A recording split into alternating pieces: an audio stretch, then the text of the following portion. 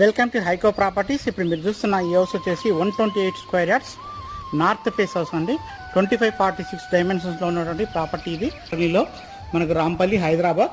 So మనకు చూడొచ్చు 2546 dimension అండి. ఇల్లు అయితే చాలా బాగా వచ్చింది, మంచి స్పేసెస్గా వచ్చింది.